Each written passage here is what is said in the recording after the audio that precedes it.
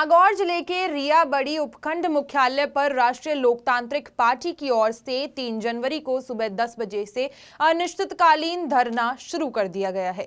यह आंदोलन किसानों और ग्रामीणों के हित को लेकर जारी किया गया है। राष्ट्रीय लोकतांत्रिक पार्टी के राष्ट्रीय अध्यक्ष एवं नागौर सांसद हनुमान बेनीवाल ने कहा कि पूर्व में रियाबड़ी में हुई जन आक्रोश रैली के दौरान जिन मुद्दों और मांगों से प्रशासन को अवगत कराया गया था, उन पर अब तक कोई ठोस और सकारात्मक कार्यवाही नहीं हुई है। इस कारण पार्टी को पुनः जन आंदोलन का रास्ता अपनाना पड़ रहा है।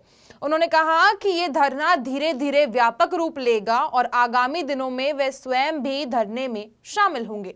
सांसद हनुमान बेनीवाल ने इस दौरान कहा कि रिया उपखंड सहित प्रदेश भर में भाजपा और कांग्रेस से जुड़े कई नेता, इसी के साथ कुछ ब्यूरोक्रेट्स और पुलिस अधिकारियों की मिली भगत से वैध बजरी की आड़ में अवैध बजरी का कारोबार चल रहा है। बजरी माफियाओं ने नदियों के प्राकृतिक स्वरूप को गंभीर रूप से नुकसान पहुंचाया है। वहीं पुलिस और प्रशासन की साठगांठ से रात भर अवैध बजरी परिवहन होता है, जिससे पर्यावरण के साथ बड़ा खिलवाड़ हो रहा है।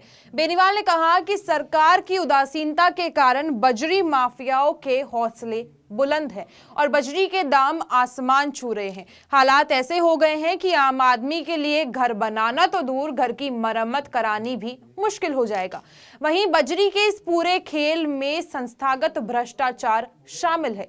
सांसद ने यह भी कहा कि आरएलपी पूर्व में भी बजरी माफियाओं के खिलाफ जरूर आंदोलन कर चुकी है और अब एक बार फिर प्रदेशव्यापी आंदोलन किया जा रहा है, जिसकी शुरुआत रियाबड़ी से हुई है।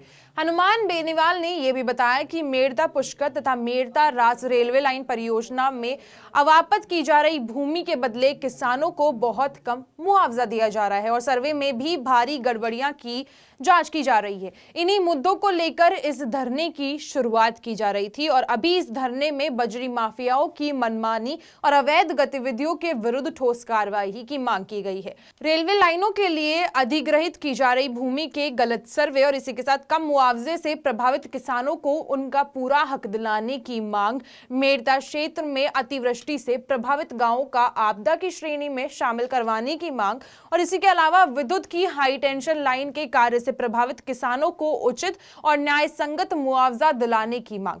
इसी के साथ में धनापा और पंदुलन क्षेत्र में भाजपा नेताओं के इशारे पर गौचर भूमि की किस्म बदलने से जुड़े प्रकरण की जांच और कार्यवाही की मांग शामिल है।